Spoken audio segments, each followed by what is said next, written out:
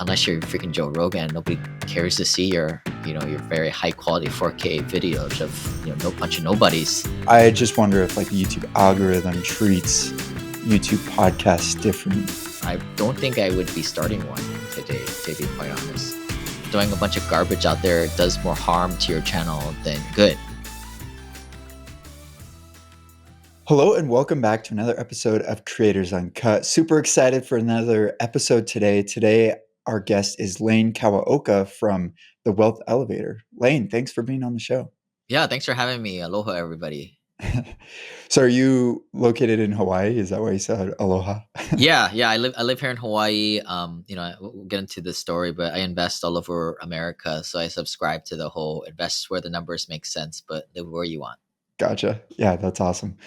Cool. So like we do with all of our episodes, we want to get to know you a little bit and then also about your YouTube channel. So yeah, I guess go ahead and tell us a little bit about yourself. Yeah. Today, I run a apartment syndication company and private equity company.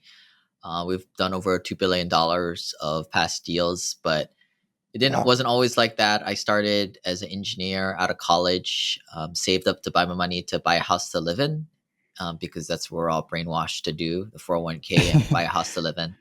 I eventually got off that track when I started to rent out my property. And that was kind of where I got this taste of investing.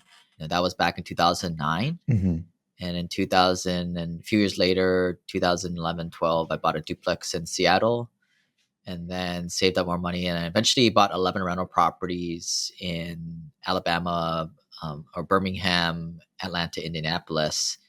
And then from there on, started to buy apartments and, started to build an influence on podcasts is how I initially got started. And then as you guys know, like, you have the omni-channel these days. So, podcasts turn into YouTubes. And I think most people, find me through reading my book, The Wealth Elevator. And I think, a lot of my clients are more higher net worth accredited investors. And, typically with that comes age, right? Because it takes a while to save up that much money. Mm-hmm. So most of my folks are in their 40s and 50s and beyond. Yeah, gotcha. Well, that's an interesting journey. Um, I could probably talk about, investments and housing market and all of that stuff quite a bit. I always joke that I wish I would have bought a house instead of being in eighth grade, right when like the crash happened in 2000. Yeah. Yeah, that's awesome. So you started a podcast. I guess typically we ask people how they started their YouTube channel, but how did you decide to start a podcast? Did someone like influence you, or was it kind of trending at the time? Or I guess how did you get started with that? Yeah, I mean, by that time, I already had 11 rental properties. And just prior to that, for years, my friends had always asked me, how are you buying these little crappy rental properties? Is at least what they said. Uh-huh. And, I tell them, and then their eyes would glaze over, and then they want to change the subject on me. And I thought it was easy, right? You go in, you find a good market, and then you start looking at properties and you put into the analyzer. A lot of this stuff is we give for free on our website, the analyzer and like the process. But apparently, I don't have that many friends, or it's not a huge subset of the population out there. So for a while there, I was kind of muted in a way, and I kept to myself this investing side. And so I think I needed like an outlet to kind of just, all this stuff was Mm-hmm. kind of going out of my head. And at that time, I was still in my late 20s, early 30s, so I wasn't having kids yet. But I wanted, part of it was kind of just to capture the audio files for something in the future for somebody else to learn, or at least the listener, right? So that's where the initial idea came from. And I just started to, in 2016, just started to, didn't really have a format, didn't really have a style back then, but I would just kind of talk about different topics and put my spin to it. And it got traction, maybe not the first 6 months to a year, but it Mm-hmm. eventually built a bit of a following. And maybe it was because back then it was very much a follow my journeys, right? Here are the things that tenant messed up my rental property. Here's how I dealt with these HVAC issues, etc. Gotcha. That totally makes sense. So from your podcast, you now have YouTube channels. So was it just like a natural progression in sharing your insights to create that YouTube channel, or was it a different story with creating your YouTube channel? Yeah, I mean, initially it was just out of like laziness, right? Like, because we record these podcasts in Zoom, and you've got Mhm, this MP4 file that goes along with the MP3, and I was like, well, I gotta put it up on YouTube, right? Back then, mhm, 2016 to 2021, most people found their podcasts or consume podcasts through Apple iTunes. In that mhm, time too, you had Google Play come up and Spotify. But I think recently, like maybe 2022 or something like that, most people consume podcasts through the YouTube platform. So I caught on this, much earlier than that. So I was already putting the video files up there because I had the damn things too, mhm. and that was kind of I think where it initially started. But as the years went, I think the audience on the YouTube side, they're not really looking for talking head, boring podcasts formats too at the same time. So Yeah, yeah, there's definitely, an audience for every type of content out there, so there's a couple of trains of thought, right? Like with a very low level of effort, you can omni-channel. You can take the content you do with the podcasts, long form, and turn it into shorter forms, even mhm, shorts to on TikTok and YouTube Shorts and Instagram Reels. That's obviously not a huge amount of resources or effort to do that. But the other train of thought is like create content specifically for one platform, mhm, and that may mean for horizontal video call versus vertical video, and then the image quality is certain platforms they appreciate more raw footage, more others are more professional, high quality, mhm.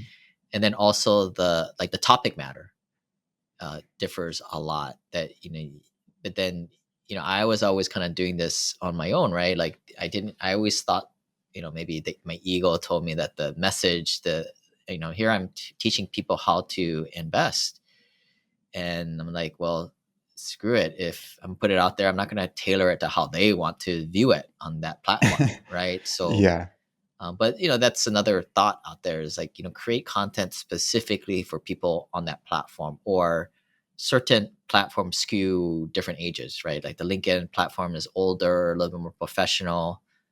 Facebook mhm. is a little older crowd to your grandmas and your grandpas, your Gen Xers. Instagram's Yeah, a little younger, but there's a lot of turnover too, and overlap. Things are changing, and if most people are on more than one social media platform too.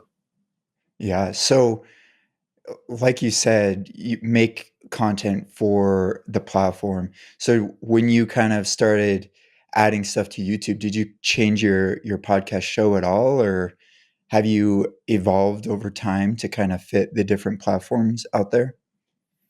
Yeah, I mean, I was lazy, like I said. So whatever the podcast, I just slapped that up on YouTube initially.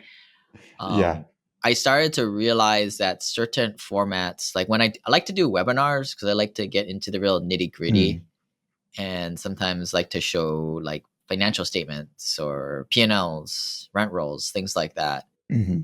More so than telling a story with a PowerPoint, right? That's the basic stuff. Yeah. But certain things line up to be better more of a webinar. So I'll in fact, one of my big lead magnets I give away is this 12-hour masterclass where I just do death by PowerPoint for 12 hours. Oh, And wow. seems like a lot, but like if you're gonna invest big money, you gotta educate yourself, right? And That's that's true. you're not gonna get Yeah. it from a dozen 60-second clips. Heavens no, that's not gonna happen. So at Mhm, least for my audience and my topic matter, doing the webinar format really made a lot of sense, and that's the perfect place for that is your horizontal format in YouTube. mhm. But and a lot of times, I'll be talking and I will be referring to an image or pointing on something literally on the screen, and that will not carry over into podcast form. So I definitely have to be careful Yeah. in that. I'm not perfect with that. Yeah. Yeah, that brings to mind a question that I had when I first kinda met you and learned about your show and how you are now doing YouTube. Do you see yourself becoming, like, a full-time YouTuber? because there's different benefits to it versus like the podcast platform, or are you going to continue doing both for kind of forever? I think I'll do both. I honestly don't feel my audience is on YouTube. I mean, they are, but Hmm. there's also this concept of, are they on a platform to learn or for leisure relaxation? And I think a lot of times for YouTube, unless you're diving in into one of my webinars, you're typically on the platform for leisure. And therefore, it's not the best place for me to spend a lot of time and energy on. Yeah, Although I have to upload it somewhere. But I think that's where, like, the podcast, you can kind of tell a story. But, the thing with podcasts is there's a lot of podcasts out there, and it's a lot of freaking hours to go through. And for my clientele yeah, who are extremely busy, most of these guys will make multiple six figures at their day job, and they have families. They don't have time to go through 500 hours, of podcasts, right? Like, yeah. so essentially, the way I look at it, like, these are like sort of just lead magnets, or essentially help people Mm. find us. Eventually, I tell people, like, look, my best stuff is my book. Read the book. Yeah. So another question that I had, I'm fairly familiar with YouTube as I work with YouTubers for my regular job, but not as familiar on the podcast side. What would you say, and I don't know if there's a correct answer for this, but what would you say is like the main difference between like a video podcast versus just a regular YouTube video? Is there a difference between those, or are they essentially the same thing? Yeah, I mean, just so that we're talking about the same thing here, like, I think by you meaning a video podcast, it's kind of like Joe Rogan, right? They're just Hmm. guys sitting down, there's talking, but it's not like, when I think of a YouTube video, I think talking head with, pop up images, B roll, and maybe some graphics out to the side, Hmm. or maybe more of a theatric kind of movie style. That's obviously a more of a YouTube, made for YouTube type of format. Um, Yeah. yeah, like, I think there's a lot of strategies that people talk about that only apply to the best people out there. Your Alex Hormozis, your Joe Rogan, name comes up all the time. Hmm. That, if you're more of a micro influencer, which I am, for a very small set of accredited investors out there, three guys talking around a podcast mic just isn't going to cut it, right? Yeah. And also, I think that was a fad that maybe burnt out in 2023 or 2022, where people, they kind of jumped on that bandwagon because a bunch of internet marketers told them to do that. um, and they Hmm. sold this high production, very polished YouTube, where, you have cut screens, and when one person's talking, it changes, camera changes the angle. But, I think what we've seen is, unless you're freaking Joe Rogan, nobody cares to see your very high quality 4K videos of, no bunch of nobodies Yeah. talking. Yeah. But, it's almost, it's not worth the effort. Maybe I think at one point people were like, well, if these guys can, purchase and set up a 4K camera and all this cool equipment and be able to pay somebody for that, they must be legit, right? So maybe Hmm. branding kind of falls into it a little bit. But I think at the end of the day, content is what is king. You can have, junk video. You still need good audio quality, of course, because that's not too tough. But if Hmm. you have a good message or new original ideas, and able to well articulate them, then that's going to reign supreme on the podcast side. Now, I think YouTube, I think it's a little bit more of a blend of gamesmanship with the thumbnail, getting recognized, and then also like some of the other theatrics that may be on screen too, your B roll and A roll. And then Hmm. obviously, it helps to be pretty too on YouTube, right? Yeah, yeah. It was just something that I've actually discussed it with my wife, Julie, who did a bunch of podcasts at an ad agency. And it's interesting because, you kind of mentioned how YouTube videos typically have like the images and graphics that pop up with a talking head. And podcasts usually don't have that, but there's nothing holding back people from doing that to podcasts. It would just be a lot more work because they're longer videos. And so I just wonder if like the YouTube algorithm treats YouTube podcasts different than regular YouTube videos? I don't know. It's just something to think about. So, Yeah, the only thing I can say, and I don't, and it's probably just a one-off data point, but at one time I was putting like little fun B-roll in it. When I make a little joke, or I would mhm. say, like, I still own my crappy old car, right? And I have a picture of it. I don't know why I would do that, right? I was bored. But like, I think that I had a investor say, you know what, I saw that and I cracked up and it made my day. And I'm Oh like, what yeah. kind of a nut actually watches the video portion? It's a freaking podcast, like, and Yeah. his rebuttal was like, well, what kind of nut edits that in to somewhere that nobody's going to watch it? But I watched it, like, That's true. That's true. There's definitely people who do watch the video podcast, so it's just something to think yeah. about. I mean, people watch everything, right? Like, Yeah. Yeah. yeah. Yeah. So, I'm curious, is there a feature on podcast platforms that you wish that YouTube would adopt, or are all the features pretty much the same? I think the opposite way around. I think the podcast is in the Stone Age. Discovery, That makes the reason sense. why I kind of migrated over to the YouTube camp is because of discoverability. Like with podcasts, if you search a certain term in, you're not going to find anybody other than the big influencers out there. And even then, your search term isn't even going to correlate. It's weird, right? It's horrible Yeah. search Yeah. mechanism on podcasts. But yeah, I think, I mean, that's where YouTube is so fascinating. I mean, no wonder it's, I think, the number one consumed media out there. Mhm. Yeah, I think, you kinda mentioned towards the beginning of the episode that podcasts uh, are starting. I can't remember what you said actually, but it was something along the lines of like in 2022, YouTube podcasts were more popular than like the other podcast platforms.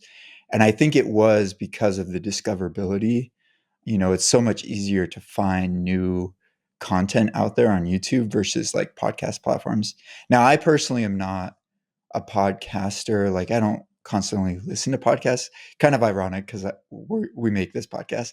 But I'm curious, how did you, I guess, grow your podcast then without that discoverability? Did you just like share it by word of mouth, or how did you grow that? See, I don't freaking know, right? And it's so hard. That's why it's like, I mean, I think people would share it amongst their friends, right? Mm, And it would spread that way. But it is, they always say podcasts grow very slow and linearly, where mhm. you're not gonna get big pops or go viral like YouTube. That makes sense. Yeah, I kind of hope that the podcast platforms, adopt more discoverability features so more podcasts can be discovered. So, Yeah, um, yeah. I mean, I think AI is creating more slop in podcast world. You hear of a lot of scripted or AI generated podcasts these days. oh, That's probably I not going to actually make have not things heard of that. easier, but I mean, only reason why I do it, quite honestly, is I've been doing it so long. I enjoy it too, but it's because I already have kind of a track record on that. I've got over Mhm. 500 reviews, and already have this traction where I don't think I would be starting one today, to be quite honest, if not for that. Yeah, it's definitely a saturated market. I feel like everybody and their dog has a podcast. But that kinda leads into my next question. You mentioned how you've been doing it for so long. Have you been doing it as like a one-man band this whole time, or do you have people that kinda support you and help produce the show? Yeah, I mean, at one time, I mean, when I first started, the first several years, I did everything, the editing, um, all the ahs and ums, that stuff. I'd manually do it in Audacity, and Oh, then okay. for a while there, I would hire some people to do it for me. I kind of took my eye Mhm. off the ball, and I think that's kind of where maybe I had to come back in and rein in the content a little bit, because a lot of the things we do, like, I mean, I'm not allowed to give financial advice, which is, silly, right? Apparently I don't have a certified financial planner license to sell my marketable securities, so I can't talk about investment advice. So I have to, we always have to kind of filter certain things out, right? So we remain compliant and cognizant of hey, don't be a dummy and just listen to what I'm saying. Every situation is different, guys. Don't be a dummy. Don't be a Yeah. dummy. And so I'm pretty cognizant of that side. So I've kind of remained pretty involved in things. Another thing's like recently, I don't know if this is the right way to do it, but with my podcast and YouTube, I've kind of pulled back on content quite a bit. But before I would do like a weekly podcast, and I do it bi-weekly. I mean, because I think as a podcaster, I listen to podcasts, and Mhm. a lot of podcasts out there. I'm like, this guy just had to freaking put something out this week. This sucks. Like I wish he wouldn't have wasted my time because he just mailed it in Yeah. this week. And maybe I shouldn't put those expectations on my own self, I guess. But I was like, if something's not good, or I don't, I might as well not do anything. So I kind of brought down the barrier to do one biweekly to keep the quality higher, was my thought. Mhm. And then also, my topic matter, like we talk about passive investing, we try and keep things simple, as passive as possible. So after a while, you run out of stuff to talk about, right? Kind of half jokingly Yeah. there. Yeah. I think that's something that's important to keep in mind as like for YouTubers, I think YouTube favors videos that it can tell that there's a lot of work put into it. I think in our last episode, we talked to a creator who he doesn't have a set schedule. He makes his content and then whenever it's ready, he publishes it then. And the YouTube algorithm kind of recognizes that because his audience sees that he's putting in a lot of work into each individual video rather than like that one guy you mentioned who just slapped something up that one week and it didn't sound that great. Yeah, I mean, So that's definitely something to keep in the advice mind. has kind of changed over the years, right? Like, I mean, on the opposite side of that camp, they were saying, well, do one Monday, Tuesday, Monday, Wednesday, Friday, or same time every week, and just throw something out there. I Mhm. definitely think that after 2022 is what it is. Like, just throwing a bunch of garbage out there does more harm to your channel than good. Yeah. Um, but at the same time, from a purpose of people need practice and they need reps to get good at something. Maybe just for that reason, you do that strategy. But I think it's a lot less work to put out slop out there and just focus on. Yeah. I think what I'm trying to do these days is just do at least one quality video a week of something that I like and my audience likes, that isn't necessarily a good podcast material. Like some videos I'll make, if you listen to it, these I'm talking talking head videos where I'm going through a topic that's great for YouTube, but it's kind of feels disjointed in podcast form. Yeah. Because you don't have the online graphics, and you miss the tonality and the facial expressions of the speaker in podcast land. And sometimes like the talking head videos, they just run a little bit too inorganic, or not they just run too smooth in a way that's not seems artificial when you put it into a podcast format. Yeah. Yeah. So that kind of leads me to my next question is, how do you come up with your ideas for your videos? Is it from like your podcast that you then take like smaller segments and create those videos, or do you like keep your YouTube videos completely separate um, from your podcast? Yeah, I try to keep it separate unless I'm like I do a podcast and like, oh, this would be good to put, or vice versa. Hmm. I think what I try, I mean, I have frequent calls with new investors all the time, multiple times a week, and I just use it as a sort of random sampling of questions people are asking out there. Hmm. Sometimes um, I'll take notes and I'll use that as inspiration for a video or a podcast. But that's one method. The other method is like there are certain foundational things, like so I ran my book through AI, and I said, well, give me the top 20 or 30 topics, Hmm. and I have it on my back burner to do individual videos and podcasts on all of them. Probably will never get to them all, right? But that's another source. But Yeah. I kind of blend that between what are like important topics that I think are, unique to myself. Like, for example, why not? Why would you want to do a 401k, right? You're gonna have to pay more taxes later on. It's just deferring. I have this Mhm. big argument that takes 12 minutes to go through. Like, those are the things that I think makes, my message unique and out there. Is that necessarily what people want to hear? Maybe not. Maybe they just want to hear me rant and rave about a 50-year mortgage thing that really, to me, is a waste of time. But that's Yeah. what people want to hear, right? So there's a blend between things that you want to talk about, that you're passionate about, and things that externally people think they're important too. You have to balance. Yeah, that is a fine line. I think if every creator knew the perfect boundaries of that line, then everyone would be super successful. But um, yeah, it's definitely difficult to balance that. So I guess more in the nitty gritty details of like your process. I guess like what kind of programs do you use to edit and publish and help script writing and all of that kind of stuff. Yeah, I guess like the procedure is, I mean, I started with the idea, and then the unique twist.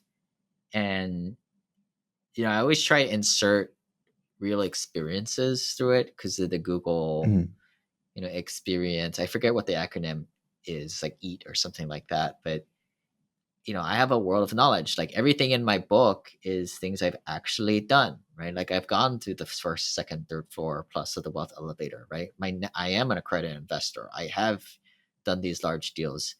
I just have to sit down and think, what the heck are the experience shares behind that? So, I mean, one tip I'll do is, like, I'll kind of write, loosely outline what I'm going to be talking about on the topic, and mhm. then I'll run it through AI and be like, "Hey, in capital letters, put a big line in there. Say, Lane, put a freaking story in here, or give us an example, an anecdote."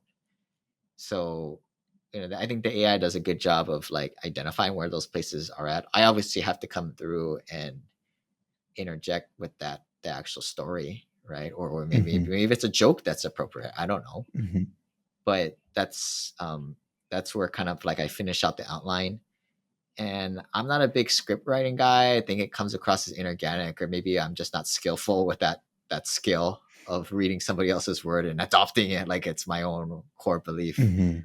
But what I do is, I take this, like, when I used to be a construction supervisor giving the morning briefing, I would always write down three or four things, maybe one or two words, and it just triggers me to kind of go. And that's, I think, a skill that I've kind of harnessed over the years. So I'm able to just talk off the hip on that. Yeah, And then, there might be a little bit more too much, might be a little bit wordy, might be a little talk in circles a little bit, but post production, I can kind of clean that up. And then, yeah, that's the process. gotcha. Thanks for sharing that. I think that's really helpful to our listeners because I've said this before and I'll say it again, but every creator's process is so different, and it's interesting to kind of hear the little details that help your process. So thanks for sharing that. I want to move into our last couple of questions that we ask all of our guests. And these are more, I guess, on the advice side of things. So throughout your, I guess, podcast and YouTube journey, has there been a mistake that you've learned from that you think would be beneficial to our listeners? I hired a coach for this, because I was conflicted myself into thinking, like, which way I should go with this. But for people who do podcasts, they say an idea, which I ultimately do today, is, like, I put the podcast form of it in a separate YouTube channel, separate from the talking head videos and webinars. Oh, okay. So you have two channels. Yeah, because, I mean, the thought was, I forget the exact verbiage that the coach used, but they're like, people who come to your channel are this type of person. Are they the same person who wants to watch talking head boring podcasts? Probably not. So put them on two separate channels. That makes sense.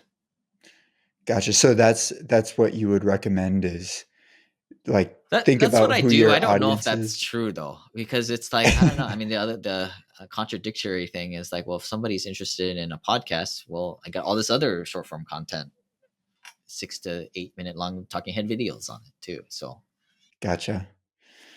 Cool. Well, the last question kind of goes along with that question. Um, and it's about myth busting. Is there any myths about YouTube? And I guess because you're a podcaster, any myths about podcasts that you think should be busted? I think people should stop making podcasts because then I'll make mine's more popular, right? I mean, there's a lot of noise with it. But I think podcasts, and I maybe partially this is YouTube too, but like don't do a YouTube or a podcast because you think you're going to get found from it. That is an extremely small subset of the people out there. That's like, like me and professional athletes. Like I'm a furthest thing from it. And for somebody to think Mhm. that they're going to find notoriety on these platforms at this stage in the game, at this saturation point in the marketplace, it's not going to happen. So if you don't like you don't enjoy doing it, and you don't love it, then don't even start because you're going to suck anyway. Because if you don't love something, you're going to be bad at it more than likely. But from that specifically, I'm talking about discoverability. Mhm. Nobody's going to really find you from this stuff in reality, unless you're lucky, unless you're unique and unusual, which everybody thinks they are, of course. But I think what's cool about these platforms is if you're able to generate some type of audience some other way, getting those eyes on you, the discoverability somewhere else, these platforms can be great for nurturing that relationship, Mhm. right? Like if I happen to be at a conference or meet somebody organically, imagine that, right? Or meeting organically face to face, uh, and I were to share the link to my YouTube channel or podcast, I think that is typically the path that is mostly used and effective for this stuff. Yeah, that is well said. Thanks for sharing that. I do want to add a little caveat to that. I do think, people can get discovered, but I don't think it's a like overnight they'll get discovered. I think it takes a long time. It's at this stage in the game. Maybe like 10 or 12 years ago when YouTube was still young, you know, you could get discovered really quickly, but now you have to put in a lot of work, a lot of effort, and you have to do it for a long time in order to be discovered. But Yeah, yeah, yeah, good clarification. Yeah, I definitely agree with that. yeah. So your YouTube channel is Wealth Elevator, and that's also your podcast, right? I think the podcast is the Wealth Elevator podcast. Just go on Oh, okay, iTunes, gotcha. yeah, or Google Play on that one, or Spotify. Yeah. Gotcha. If our followers wanna follow you anywhere else, is there another place that they should go? Yeah, I mean, if you guys are interested in real estate investing as a passive investor, especially as an accredited investor, what I would recommend is checking out my book on Amazon. That's going to be, like I said, the quickest path to kind of absorbing a base level of this type of knowledge base. If you purchase a copy, email us at team@thewealthelevator.com and we'll hook you up with a free audiobook version and PDF. And yeah, thanks for having me, Spencer. Good conversations here. Yeah, thanks for, being on the show. You had some really great insights. And, thanks to our listeners and followers for checking out this episode. Make sure to like and subscribe for more. And if you need help with any video content, feel free to check us out at creatorlux.com. And we'll see you in the next one.